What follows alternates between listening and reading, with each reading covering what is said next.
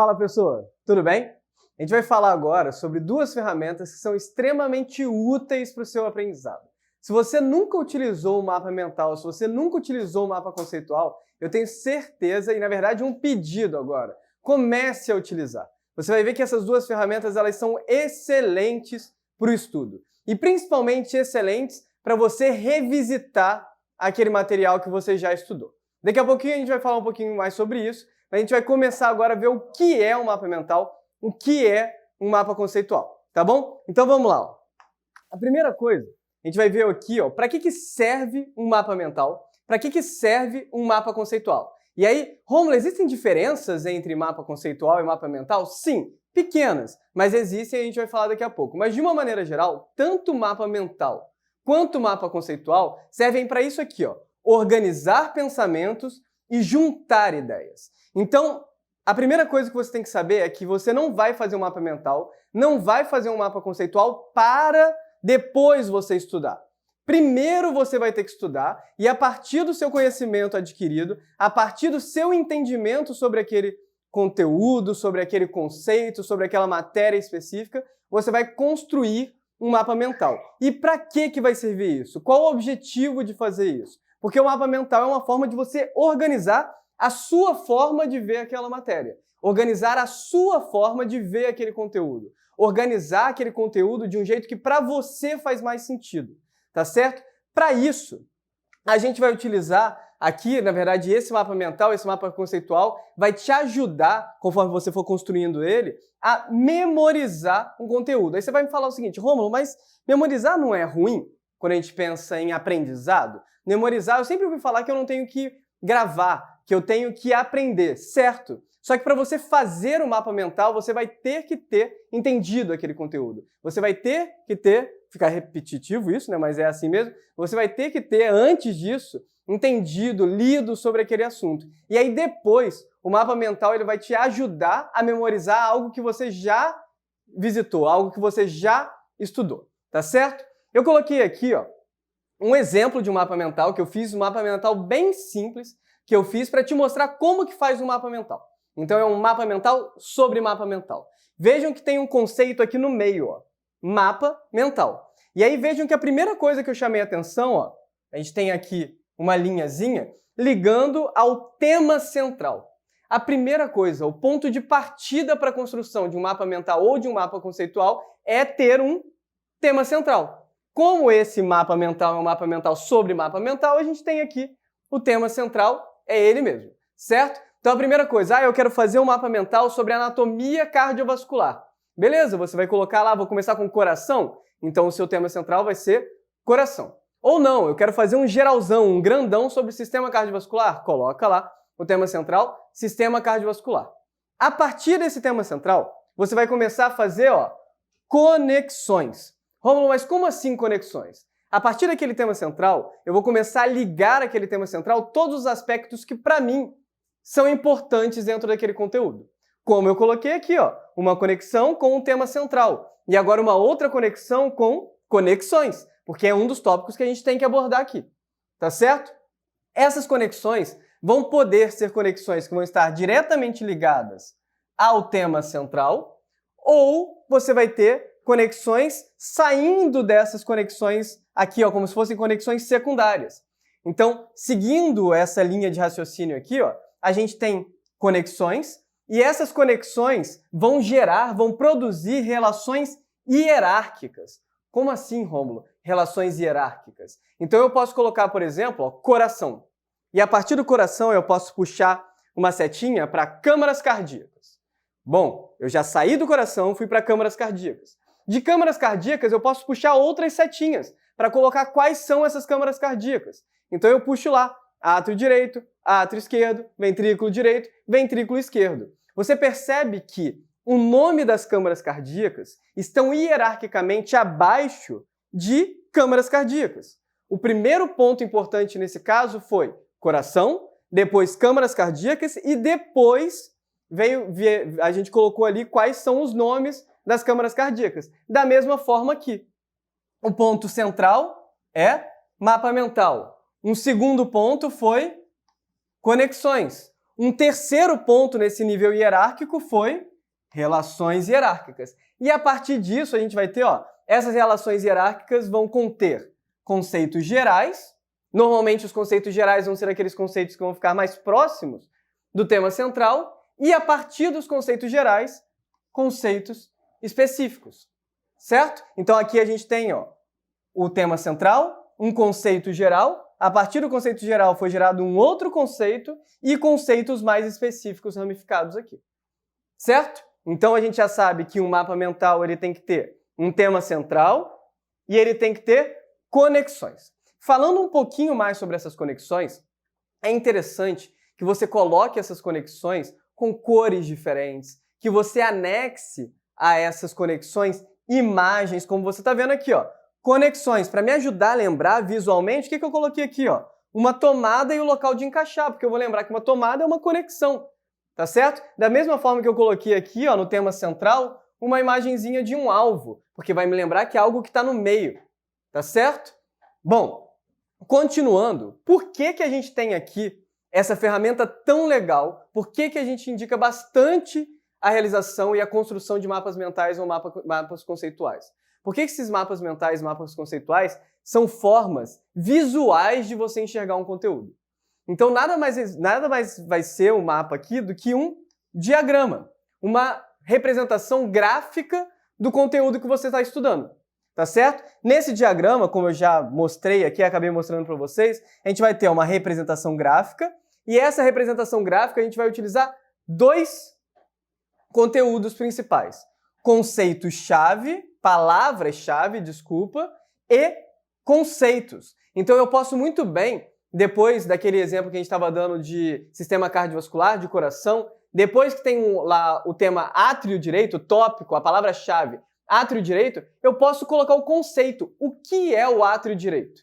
Então eu não vou ter só a palavra-chave, mas eu vou ter também o conceito. Tá certo?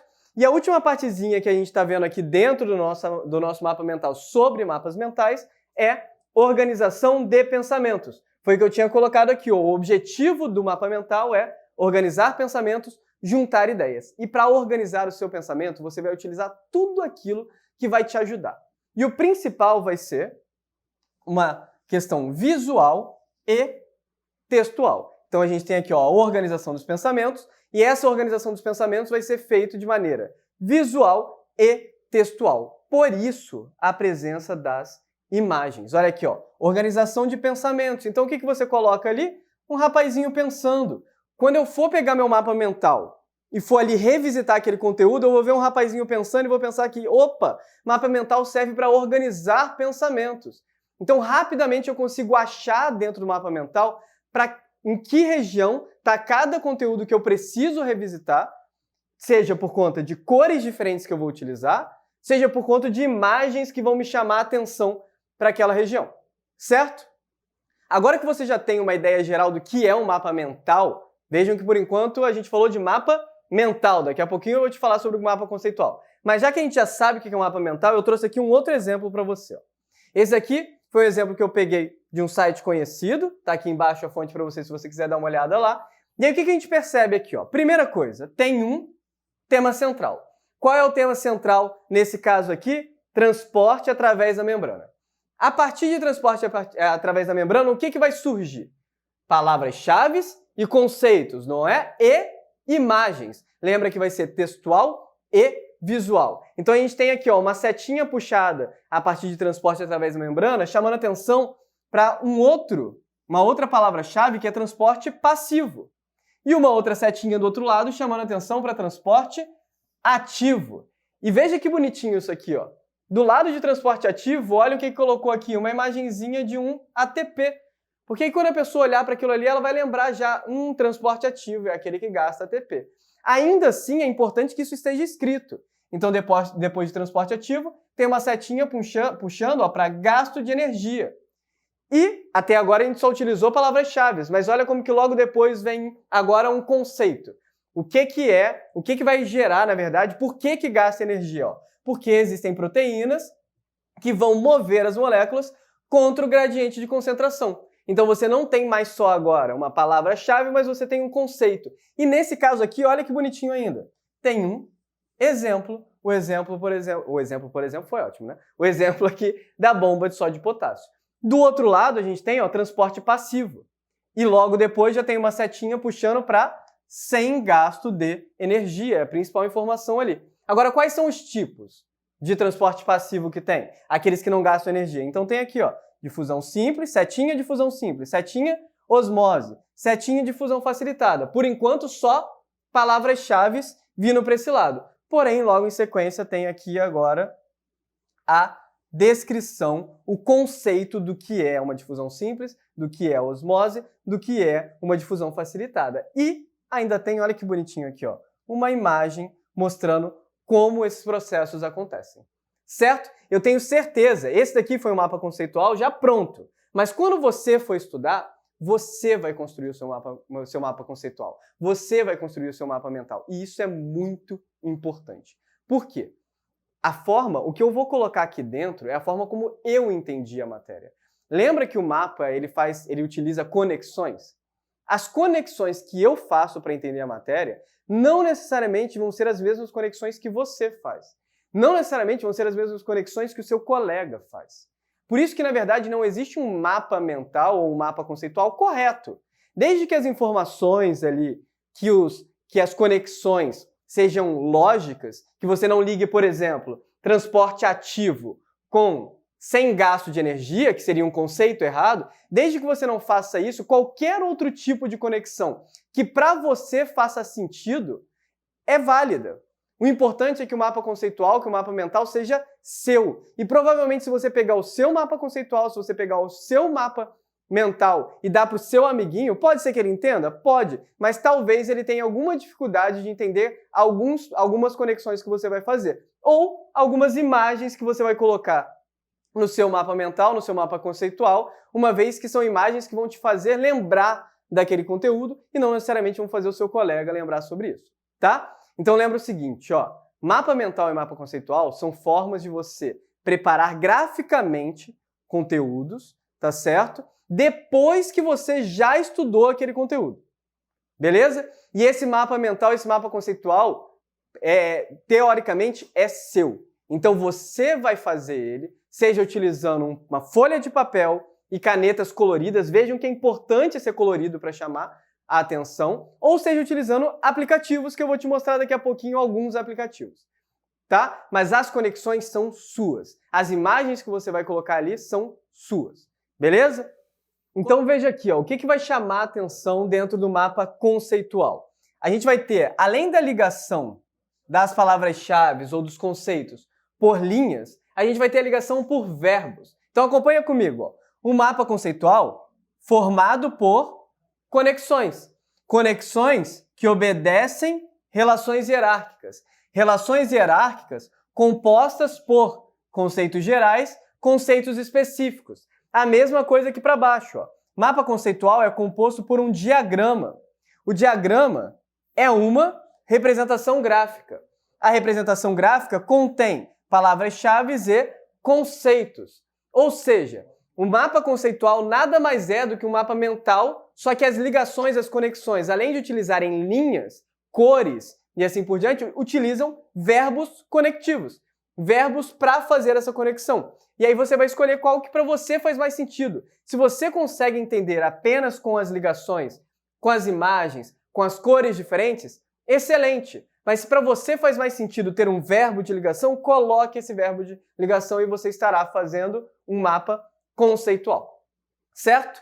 Para fechar, eu te falei que eu iria te mostrar uma lista de aplicativos que podem ser utilizados para fazer o mapa mental, principalmente o mapa mental, mas também mapas conceituais, tá certo? Lembrando que não tem problema nenhum você fazer à mão, pegar o seu papelzinho e fazer à mão. Inclusive, tem vários estudos que mostram que fazer à mão é melhor do que utilizar aplicativos. Porém, existem uma série de aplicativos que são muito legais para você fazer essa construção e deixam o seu mapa mental bem bonito. Eu coloquei aqui 7 desses aplicativos para você utilizar. Para a gente fechar, faça o mapa mental, faça o mapa conceitual. Deixa de preguiça e faça de um conteúdo que você vai estudar. Faça o mapa mental, por exemplo, de alguma aula que você está assistindo aqui dentro do workshop.